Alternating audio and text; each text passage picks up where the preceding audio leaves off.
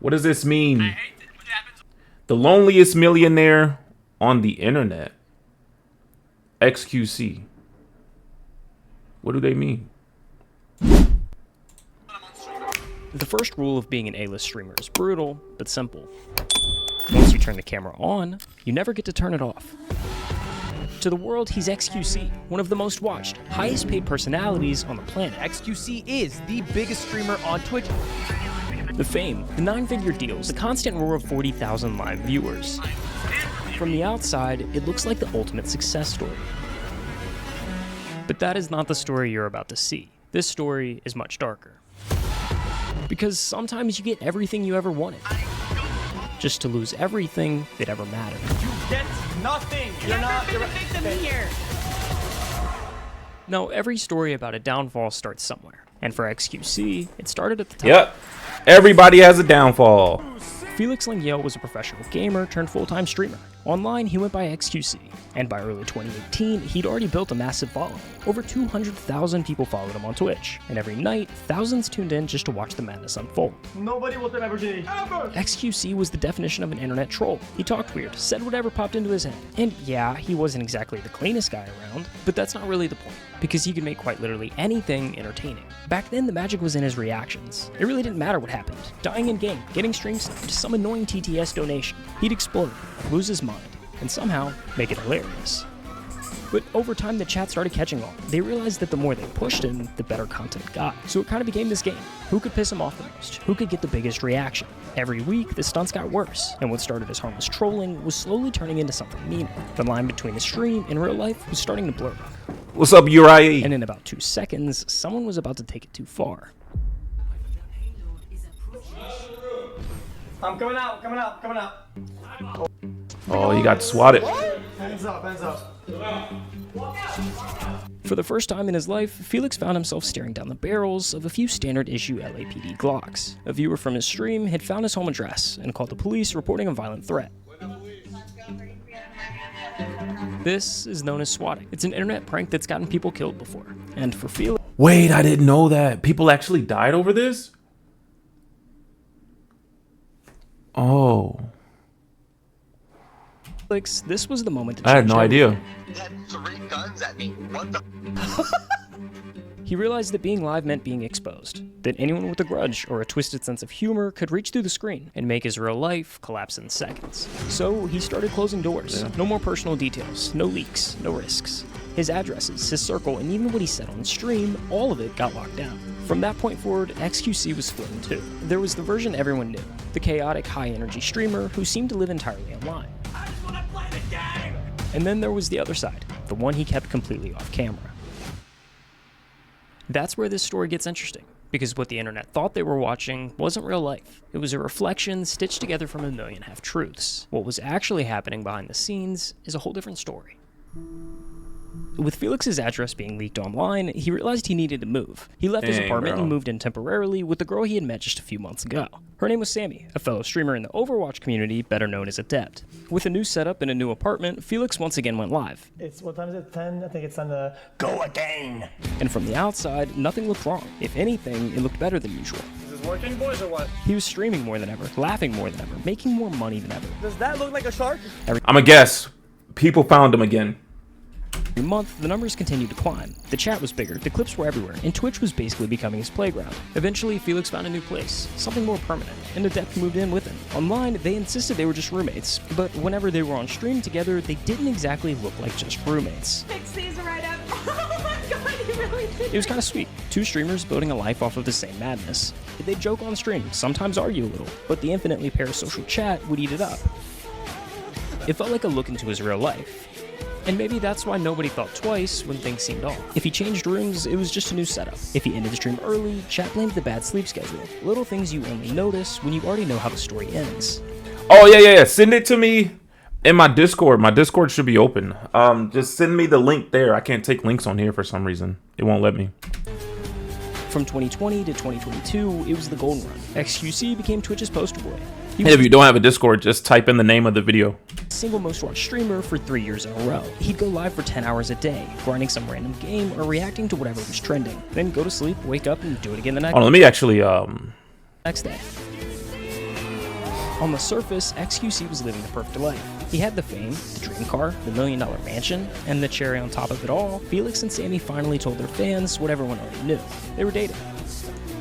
Everyone watching thought, damn, XQC's living the dream. And for a while, maybe he was. But in reality, everything was falling apart. To understand why everything went wrong, we need to rewind, all the way back to 2018.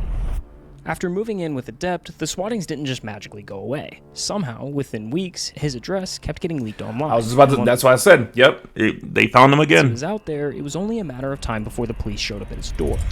Dude, actually get me the f out of here, man. I'm so f***ing done with all of it, man. Holy sh**. Yeah, I'll get the f*** out of here, dude. I'm about to, man. I don't want to live anymore. It's retarded. Felix learned fast. After those first incidents, he made sure it never happened live again. No cameras, no chat reactions, nothing for the trolls to feed on. We'll be on the move for a little bit, but it'll be fine.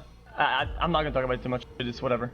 But every time he thought he'd found a safe spot, something would slip. One day he'd be streaming from one place, and the next, somewhere completely different. I'll find a way to get my stuff somewhere that's I can keep it safe. I'll find a way. Sometimes he'd crash at a friend's house, or head back to Montreal to stay with his parents until he could find a new place. But none of it really felt safe. Almost every day, the police came to our house with a full squad.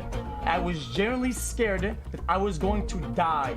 Now, anyone near him, Sammy, friends, family, were in danger solely because he was there with them. Just me being around people, like, endangers them. It's just kind of, like, unfair for others.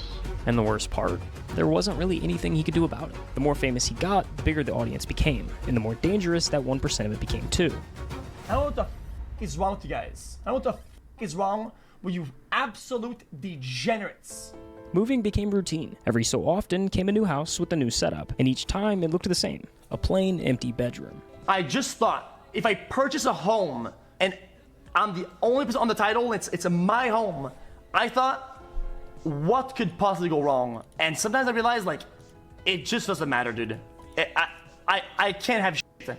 Whether he had an actual setup or not, he'd start streaming regardless. He simply wasn't going to let that 1% of viewers ruin the other 99. Over time, he would slowly but surely fill the space. Sometimes it was posters on the wall, or that's a scary thing, man.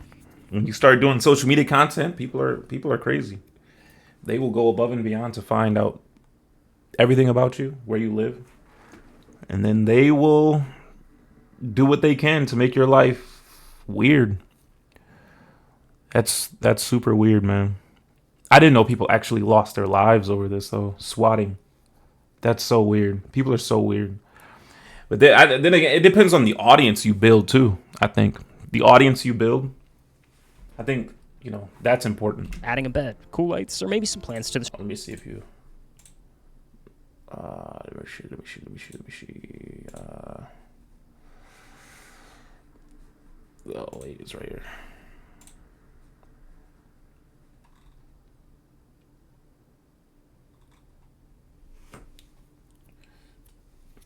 Okay. I can keep this open like this. Yeah. Alright. But yeah. The stream room. But Super it seemed weird. like the minute it actually started to feel like a home, like someone actually lived there, the cycle restarted. Okay, well, I guess we'll move again, and we'll start it again, and hopefully, and it's probably gonna blow up again.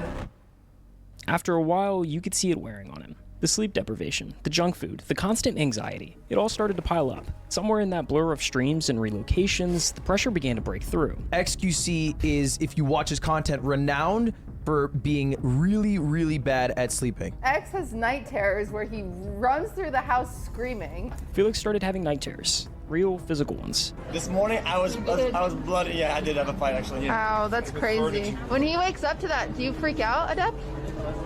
It doesn't scare you? He'd wake up gasping, disoriented, sprinting across the room trying to escape something that wasn't there. And so, oh my god. I just wake up with no air, and I just run. Dude, there's like holes in the walls because of it. Dude, look, there's one above the bed. Look at that. Literally ran straight into the wall. Whether he was with Adept or staying with friends, they would have to pull him out of it before he sometimes you have to take a step back from social media. But sometimes he didn't wake up fast enough. I woke up and I hurt myself in panic, that's all. So I don't really know what happened. But it should be fine for now, though. And even then, the very next day he was still alive. Because for Felix, stopping meant thinking. And thinking was worse. In a way, when I go live, I have my own little sun, or my little spotlight above my head, right? Recently it's been like, spotlight goes off, and it's just darkness. At one point, after years of this cycle, things got so bad that he started writing a will. He genuinely wasn't sure how much longer he'd last if things kept going the same way. I had a bunch of bad thoughts. Things kept happening that were really bad and scary. I felt like I wasn't gonna live very long. When he began going through what he had and figuring out where it should all go, it naturally fell to his family. But one name wasn't there, Adep's. And when she found out, everything blew to Kingdom Come. This was the start of something that would turn into one of the most bizarre and public breakups the internet had ever seen.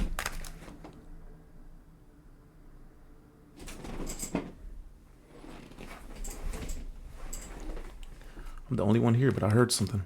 After that, things just kind of like started like blowing the fuck up, you know? When Adept found out she wasn't included in Felix's will, the tension between them began to boil over. Why are you raising your tone? Because You're raising your tone. Really annoying. You're raising your tone. I'm tired of hiding behind this shit that you do every time. Okay, can you understand that I always do this, and it's not target? Oh God, here we go.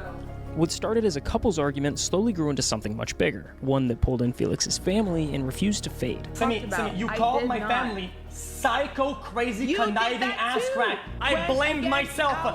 You talked to me for 3 hours, blaming everybody else. I do this with you anymore. You are not a victim here. You have never been a victim here. I'm done speaking with you. You are not a victim. It's okay. Stop victimizing yourself. I'm sorry. This got too heavy. I'm sorry. Bye. Over the next few months, things only got worse. Arguments kept resurfacing, and every attempt to fix things seemed to just make it worse. You're so cringe. Sorry. See? Classic. Just like before the stream, you say an argument or say your remark, and you leave it, and then you're like, I got him, dude. It's not how it works, though. Eventually, Felix felt like he was cornered. I mean, it's kind of hard to build a relationship with somebody when you're always in the public eye. I personally don't think that you can do both. I think that if you are streaming 10 hours a day, you do not have enough time to build a solid foundational relationship with somebody. It just can't happen. You can't. Like he had to choose just one, family or Adept. I was cornered into choosing between family and Sammy. And unfortunately, what happened is that I kind of just chose family. And that decision set off everything. Wait, it's just a Discord link? That came next. Why are no other streamers talking about XQC divorce? Like how major it is. This ain't like some little thing. They're like, this is major. This is having an impact on him psychologically. After a string of public arguments and tense on-stream moments, Adept took things a step further. She filed a claim saying this wasn't just a breakup. According to her, she and Felix were married under common law, which meant she was entitled to half of everything he owned. Within weeks, the dispute moved from live streams to courtrooms. In Texas, official filings started rolling in, and the court stepped in to stabilize the situation while it played out. Adept was granted exclusive use of Felix's BMW and Tesla. Felix, on the other hand, was suddenly restricted. No more luxury spending, no gambling, nothing beyond the essentials. They were barred from entering each other's homes, and more importantly, forbidden from talking about any of it online. Okay, sounds good. Essentially, a gag order. We got 5 more minutes again, Felix of this was video. split in two. The version everyone thought they knew, and the one left behind when the camera turned off. But this time, the internet filled the void. Today, those court records are sealed, but back then, they were open to anyone who knew where to look. A few creators dug them up before they vanished behind closed doors, and with each new filing, the internet got another glimpse into the story Felix couldn't tell himself. Hey guys. How's it going? What's going on? This is Stephen A. Sarch, a journalist who's written for outlets like Business Insider and Rolling Stone. But more importantly, he was one of the first people to break this whole story. The common law marriage itself always seemed really odd to me. Her only evidence behind the common law marriage was in 2020, they went to Canada and they told the TSA that they were married because that was the only way they were going to get in because of COVID protocols. A common law marriage basically means you're married without the ceremony or license. There's just 3 requirements. You have to live together, tell people you're married, and both agree that you are. But miss one of those, and it doesn't count. Felix has never publicly made any sort of statement that the common law marriage was in fact real. I'm not married! I don't want to like bash Adept. I don't want to just like say she was grasping at straws. It is hard to discuss this story without thinking ill of Adept, because if you just look at the court filings, it does seem fairly malicious. Her whole document was all about, I need spousal support. Make them pay. But, you know, taking her opinion into account, it was clear that she felt that she kind of built this guy up and kind of helped him reach the level that he reached.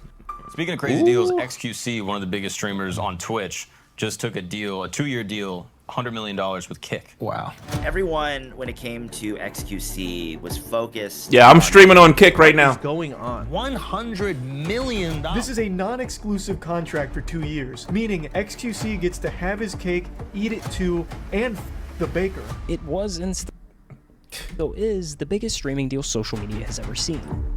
Yet somehow it came right when XQC seemed to be at his lowest. I understand that XQC can kind of feel slighted by all of this. Right. You know, I was watching the Impulsive clip earlier, and clearly, you know, this still kind of bothers him. Felix, I gotta ask you this. Are you going to give all of your money to your ex-girlfriend?